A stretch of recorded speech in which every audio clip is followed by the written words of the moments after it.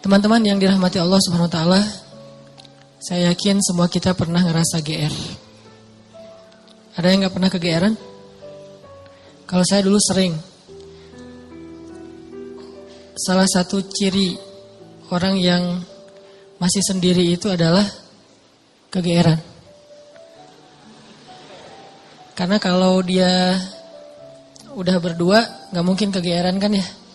Kegeeran itu kan karena belum ada yang pasti kan. Sehingga dia kayak mensugesti diri sendiri bahwa dia tuh diinginkan, walaupun sebetulnya enggak. Ngerasa diistimewakan walaupun biasa aja. Dan kegeeran ini kadang-kadang jadi kayak hiburan juga ya, sebelum kita tahu realitanya ya. Selama kita belum tahu yang benarnya apa, GR-GR kayak gitu sering bikin kita terhibur. Oh iya ya, dia mikirin saya. Oh iya ya, kayaknya dia pengen balikan. Tahu dari mana dia pengen balikan? Ini postingan saya di-like gitu. Diperhatiin misalnya, ada 60 like gitu ya. Perhatiin satu-satu, dilihat. Oh nggak ada. Posting lagi, lihat lagi, nggak ada. Posting lagi, sekali ada, wah tuh GR langsung tuh. Langsung fallback. Terus fallbacknya tuh request dulu tapi. Pas request lama, baru tahu realitasnya kemarin dia tuh bukan nge-like, salah tekan gitu. Dia pengen apa gitu, dikirain ada nge-tag siapa gitu kan. Tekan sekali, ketekan 2 kali, akhirnya jadi like. Dan dia gak terlalu perhatian yang kayak gitu-gituan, GR. Di sekolah dulu pernah GR juga, kadang-kadang kita masuk kelas IPS. Karena di MIPA kita gak lulus. Terus dia, pas kita lihat list siapa aja yang masuk IPS, dia masuk juga. Wah, kenapa ya dia pilih kelas IPS gitu kan ya. Jangan-jangan gara-gara ada saya, GR gitu. Di kampus juga kayak gitu, kenapa dia ngambil jurusan yang sama, kenapa dia gak pulang-pulang kayak ngerjain tugas juga. Padahal biasanya dia pulang duluan, tapi kali ini pulangnya agak telat. Jangan-jangan nungguin saya. Sering banget yang kayak gitu-gitu bikin kita merasa kayak happy sendiri. Padahal apa yang kita rasain itu gak pernah terjadi. Semu gitu kan, fana. Jadi GR itu salah satu bukti bahwa dunia itu fana. Nah teman-teman, GR dengan manusia aja kadang-kadang menurut kita tuh agak nggak pas lah. Dan kalau kita sering kegeeran, kita sering kecewa. Makin sering GR, makin sering kecewa. Cuman kalau nggak GR juga jadi dianggap nggak peka. Kalau kita nggak GR, kadang-kadang jadi nggak peka. Kayak misalnya udah punya pasangan. Kadang-kadang dia tuh kayak ngasih kode gitu. Ngasih kode, aduh malas banget mau keluar misalnya. Dia pengen mungkin kalau kita nggak peka, dia sebetulnya tuh pengen agak kita tuh kayak begging gitu. Yuk dong temenin saya, aku nggak bisa keluar kalau misalnya sendiri, nggak enak kalau makan sendiri, kalau jalan sendiri. Dia pengen digituin. Cuman bahasanya malas aja keluar gitu. Dia nggak pengen keluar tuh gara-gara dia yang berharap, tapi kitanya nggak kegeeran, akhirnya dianggap sebagai pasangan yang flat, yang nggak peka, yang garing, yang plain. Nah kadang-kadang GR butuh, tapi kalau porsinya kegedean malah jadi pemicu kekecewaan. Nah ternyata GR itu bukan cuman kejadian dalam kehidupan kita sama teman kita, atau sama sahabat kita, atau sama mantan. Kadang GR itu juga yang lebih parah berlaku antara kita dengan Allah. Dan ini tipis banget bedanya antara GR sama husnuzon. Itu bedanya tipis banget. Kita harus husnuzon sama Allah. Tapi jangan sampai husnuzon kita ke Allah tuh bikin kita kegeeran, jadi gak dapat kebaikan apa-apa. Nah bedanya apa? Nanti kita cari tahu dalam beberapa contoh. Gimana caranya kita gak GR ketika kita berdoa, GR ketika kita dapat musibah, GR ketika kita dapat nikmat. Tapi juga jangan sampai bikin kita berburuk sangka ke Allah. Jangan sampai juga bikin kita gak bisa membaca tanda-tanda kebaikan dari Allah. Sehingga kalau udah kayak gitu kita malah jadi susah bersyukur. Nah kita akan bahas ini dalam tema tentang GR dalam bahasa Al-Quran mungkin bisa diistilahkan dengan orang yang salah satu di antara amrodul qulub, di antara penyakit hati. Cuman kalau disebut amrodul qulub, penyakit hati kan agak-agak berat ya, dan kurang sering kita alamin. Tapi kalau kegeeran kayaknya semua kita pernah ngalamin yang namanya GR. Kalau buat teman-teman yang streaming dari luar negeri, dari Malaysia, kan ada yang nanya tuh GR apa sih kan? Saya juga susah nerjemahin, ternyata GR itu bahasa Malaysia, baru saya tahu tuh perasaan ya. Perasaan itu bukan meras ya. Perasaan itu GR versi Malaysia atau over confidence. Nah, ada salah satu paragraf ayat GR di dalam Al-Quran. Salah satunya tuh di surat Al-Kahfi. Coba teman-teman buka surat Al-Kahfi ayat 32. Ini kisah orang yang kegeeran. Surat Al-Kahfi ayat 32. Kalau ayat kisahnya sih sampai 44. Tapi kita baca beberapa ayat aja. Surat Al-Kahfi ayat 32 sampai 44. Al-Kahfi itu surat ke 18. Ayat 32. A'udzu billahi minasy syaithanir rajim. Silakan.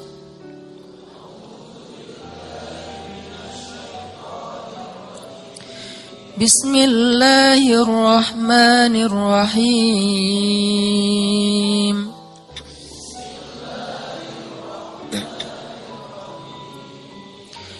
واضرب لهم مثلا الرجلين جعلنا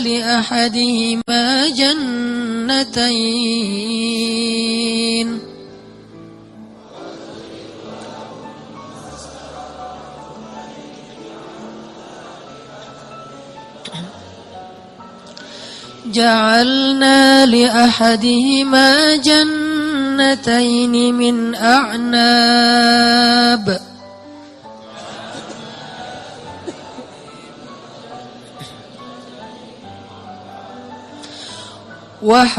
وحففناهما بنخل وجعلنا بينهما زرعا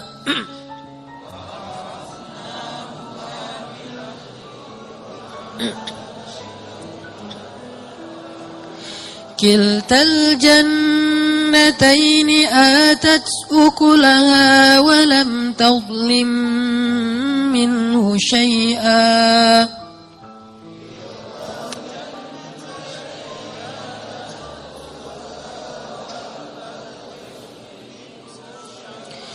وفجرنا خلالهما نهرا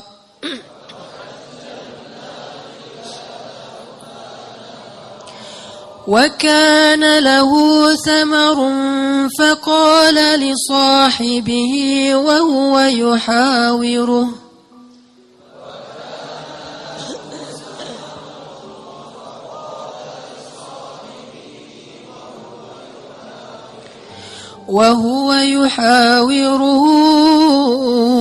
أنا أكثر منك مالا وأعز نفرا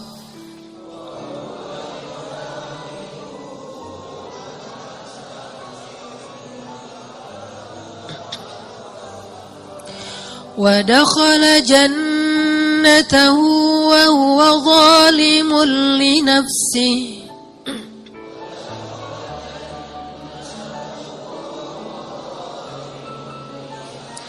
قال ما أظن أن تبيد هذه أبدا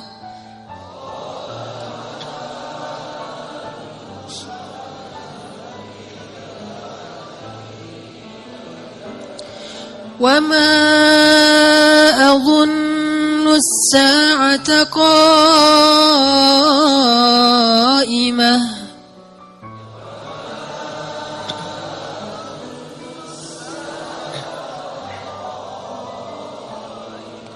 ولئن رددت إلى ربي ربي لأجدن خيرا منها منقلبا.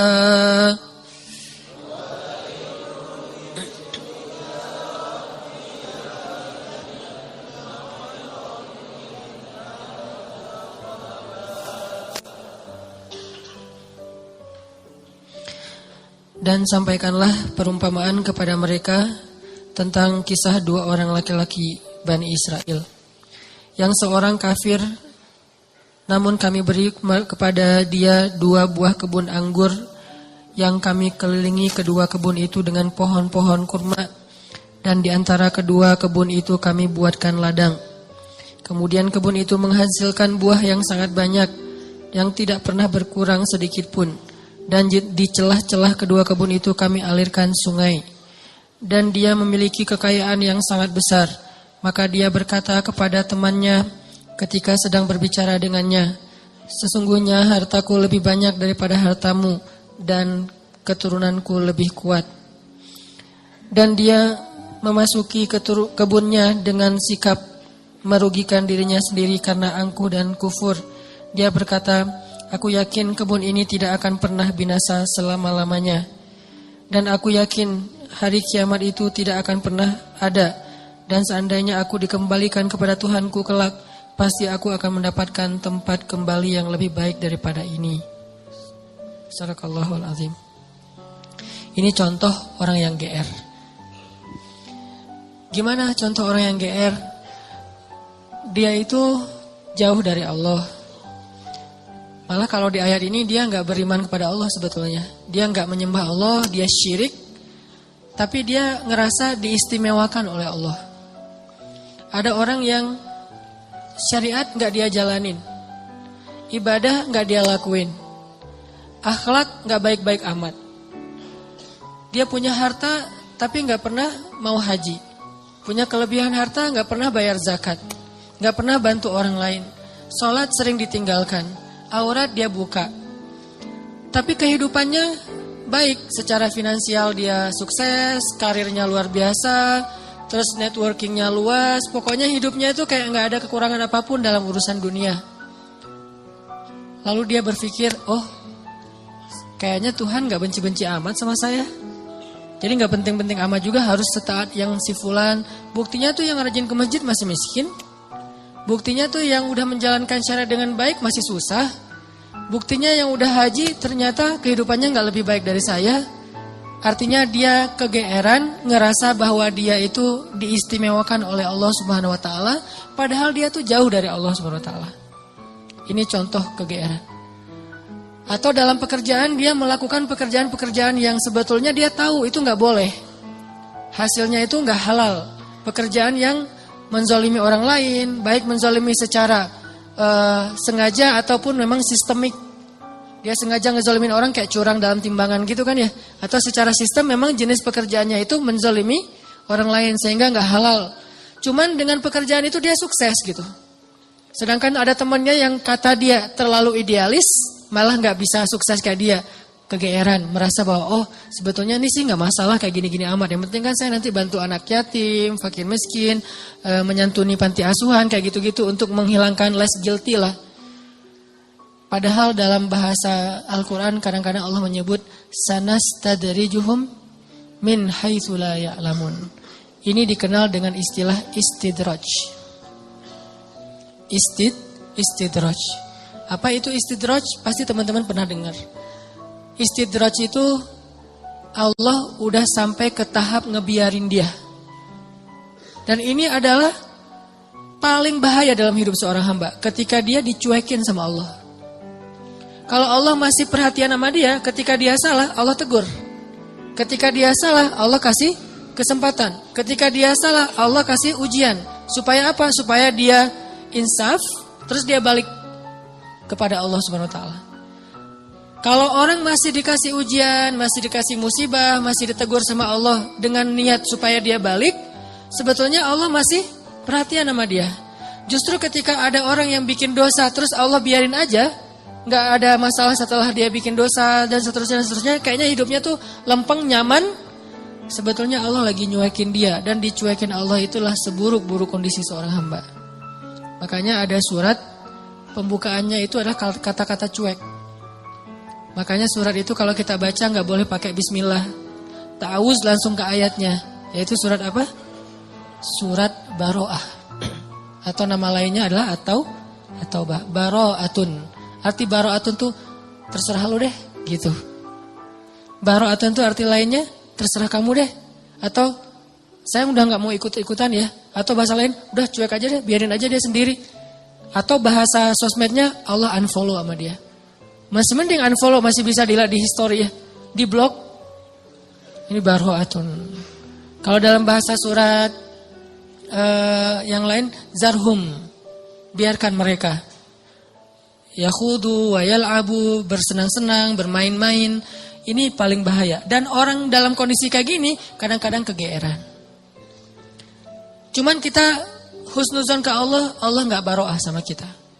Jangan sampai ada kesan gini teman-teman. Kita dulu mungkin pernah mengalami masa-masa yang kelam gitu ya. Atau kalau bahasa ustadz mah, atau bahasa fikih jahiliyah. Pernah mengalami masa-masa jahiliyah, banyak dosa, jauh dari Allah, ninggalin sholat, kayak gitu-gitu. Hampir semua dosa-dosa besar itu kita pernah ngelakuin. Pas udah hijrah kita ngomong gini, ada untungnya juga sih ustadz, saya dulu pernah nakal. Kalau enggak saya jadi enggak kayak gini sekarang. Kalau enggak saya jadi enggak tahu kalau itu ternyata bahaya. Jadi dengan saya pernah nakal dulu, sekarang saya bisa ngedidik anak saya. Saya tahu anak saya kalau ada indikasi-indikasi mulai nakal nih, saya tahu banget. Karena saya dulu pernah kayak gitu. Enggak ada untungnya teman-teman. Yang harus kita syukuri bukan kita pernah nakal. Yang harus kita syukuri, kita pernah nakal tapi Allah masih kasih kita kesempatan. Itu yang kita syukuri, kesempatan tuh. Sampai akhirnya kita bisa berhijrah, Allah kasih hidayah, itu yang kita syukuri. Alam yajidaka yatiman fa'awa wa wajadaka dhallan dhal. Kenapa dhal itu kayak panjang bacanya? Karena sesat jauh gitu kan ya. Kita pernah tersesat jauh. Dan tersesat itu bukan hanya soal akidah. Tersesat dalam masalah ketaatan. Kita gak taat kepada Allah. Tersesat jauh.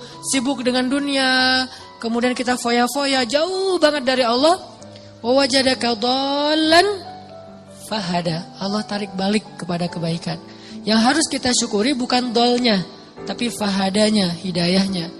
Karena kalau kita berpikir untung juga saya dulu pernah nakal, ini bagian dari kita salah paham terhadap Allah. Jadi nggak ada baiknya kita pernah nakal, nggak ada baiknya kita pernah bandel, nggak ada baiknya kita pernah jahiliyah, pernah bikin dosa. Baiknya adalah alhamdulillah kita bisa taubat, bisa hijrah. Dan kalau kita dengar cerita orang-orang yang ngisahin masa lalunya, jangan takjub kepada dianya, tapi kita takjub kepada Allahnya. Ya Allah baik banget ya. Dia udah sejauh itu Allah nggak ilfil sama dia. Dia udah sejahat itu Allah nggak ninggalin dia. Dia udah sezalim itu sama Allah, mencurangi hak-hak Allah. Allah nggak nutup pintu rahmat untuk dia. Allah itu maha baik. Jadi yang kita kagumin tuh Allah yang udah nyelamatin dia dari masa-masa yang sulit. Bukan justru dia, oh hebat ya, lo bisa bikin dosa terus taubat, enggak. Bukan dia yang hebat, Allah yang hebat. Karena betapa banyak orang yang Allah biarkan baro'atun dan matinya dalam keadaan su'ul khatimah. Dan Allah pasti punya alasan yang kita enggak mengerti. Yang jelas enggak mungkin Allah menzalimi hambanya. Jadi teman-teman, ada orang ketika dikasih nikmat, ketika dikasih kemudahan, ketika dikasih kelapangan rezeki, kadang-kadang dia jadi merasa bahwa berarti tidak ada yang perlu diperbaiki dari kehidupan saya. Tidak ada yang perlu diperbaiki dari amal-amal saya. Nggak ada yang perlu diperbaiki dari ibadah saya. Karena nggak ada masalah dalam hidup saya. Seolah-olah dia baru mau memperbaiki diri kalau ada masalah. Bukankah jauh dari Allah itu masalah paling besar? Musibah paling besar dalam hidup kita itu kalau kita jauh dari Allah. Harusnya kita telat salat subuh juga, itu udah sedih tuh. Bukan hari ini telat salat subuh atau nggak salat subuh sampai dijamak dengan duha. Tapi hari ini nggak ada masalah. Nggak ada kerugian, nggak ada musibah, nggak ada kecelakaan, nggak ada masalah dengan pasangan. Jadi aman nih hari ini nggak ada masalah apa-apa. Bukankah masalah terbesar itu masalah terbesar kita itu bukan didiemin sama pasangan. Walaupun buat saya itu berat banget. Istri itu kalau udah diam buat saya tuh musibah dunia nih. Diajak ngapa-ngapain sama teman, enggak dah kalau istri saya masih diam. Jadi saya bujuk-bujuk, cium tangan apa, enggak usah dibahas. Pokoknya gimana biar dia mau senyum dong, senyum. Paksa-paksain senyum, akhirnya dia senyum, alhamdulillah. Tapi sebelum saya maksain dia senyum atau bujuk-bujuk kayak gitu, saya ngelobi langit dulu. Langsung wudu, salat hajat. Ya Allah, engkau yang menggenggam hati istri saya. Balikin dong hati dia ke saya. Pas selesai assalamualaikum, pas ke kiri udah ada dia di sebelah. Drama banget sih. Nggak penting banget cerita kayak gitu. Yang jelas teman-teman, masalah terbesar kita bukan dicuekin oleh orang yang kita sayangin. Masalah terbesar kita bukan ada musibah atau kecelakaan di jalan. Masalah terbesar kita bukan nggak dapat proyek, tender kita nggak gol gitu. Masalah terbesar kita bukan sakit. Masalah terbesar kita dalam hidup kita itu adalah ketika kita jauh dari Allah SWT.